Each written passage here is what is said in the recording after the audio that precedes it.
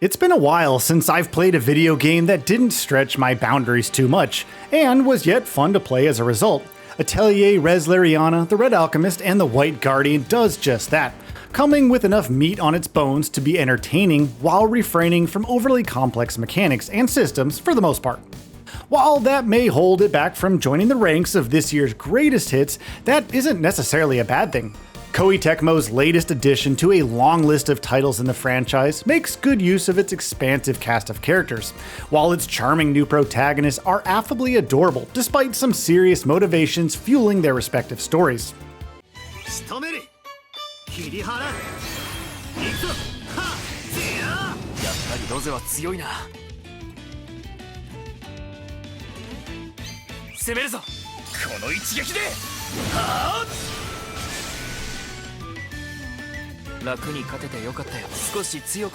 You play as either the alchemist Rias or the guardian Slade for the most part, choosing between them at the beginning of the story.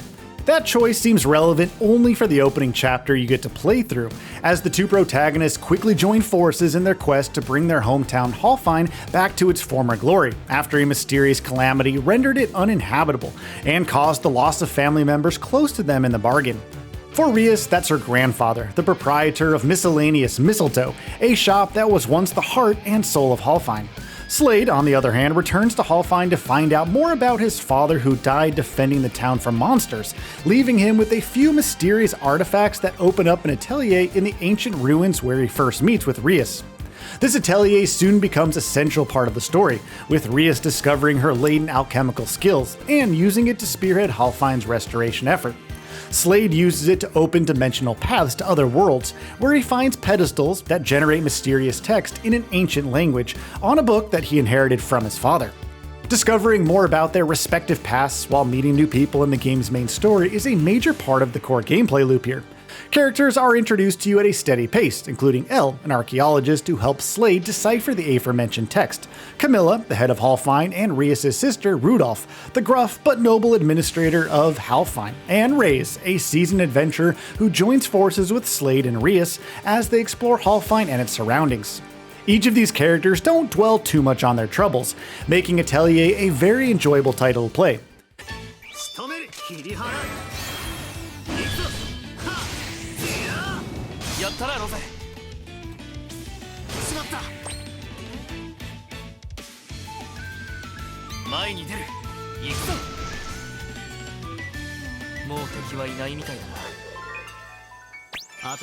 Missions include exploring new areas and taking on monsters with a combat system that brings a few inspired twists to the RPG formula.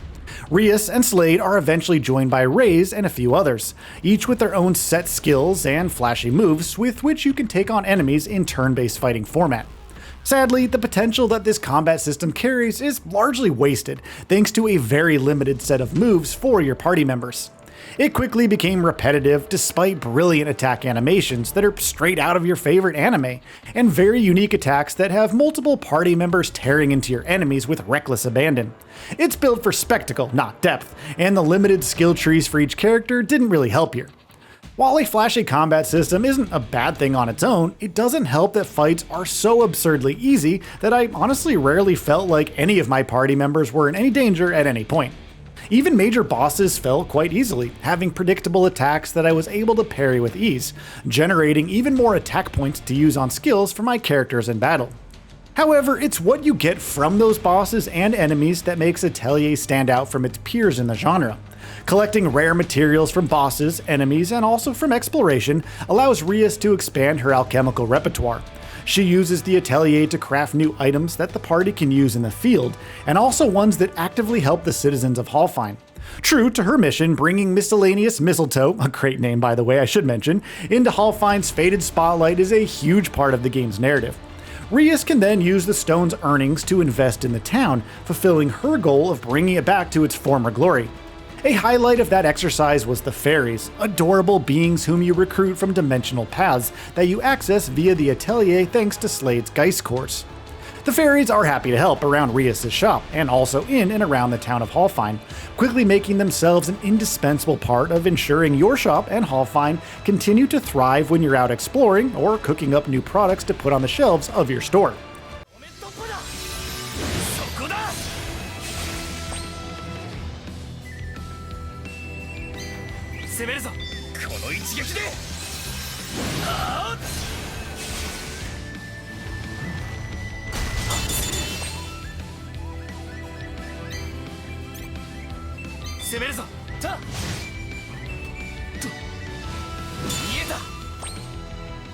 Making new materials via alchemy was easily my favorite part of this experience, with the activity taking up a significant portion of my time with this game. Combining materials with the right properties results in items that are far more potent than the ones you just throw together without a careful analysis. As such, expect to spend a lot of time looking for recipes and new crafting materials out in the open world. So speaking of that open world, each area is teeming with life, bringing new enemy types and potentially new discoveries at every turn. While the cel-shaded visuals are quite colorful and visually pleasing to look at, they do not stretch the imagination in any way, remaining serviceable and consistent throughout the experience.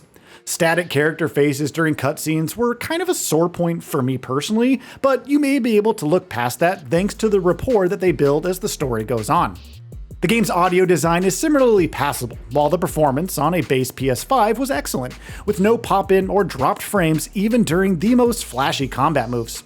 All in all, Atelier is a solid experience that looks and feels good, while its story is interesting enough to keep you invested from moment to moment. But it could have, and dare I say should have, been more.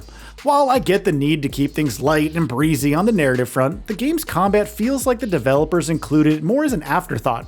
I know that's not the case, of course, thanks to the innovative additions like a perfect parry, the ability to steal effects from your enemies by defeating them before their turn, the extremely useful unite mechanic, and the ability to chain multiple actions between party members on a single turn. But it could have been a tug of war for the momentum of a battle instead of a series of simple button presses that exist only to add some style and flair to the overall experience.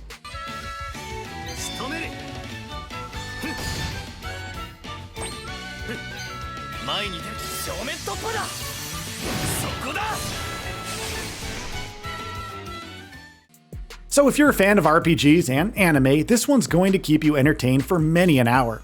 However, if challenging turn-based combat is what you're looking for, you could wait for a sale to grab this one on a rainy day. So what are your thoughts on this? Go ahead and share them in the comments below. And if you like this video, please subscribe to the channel and enable all notifications by clicking the bell icon to get new video updates. We upload every day and would really appreciate your support. Thanks for watching.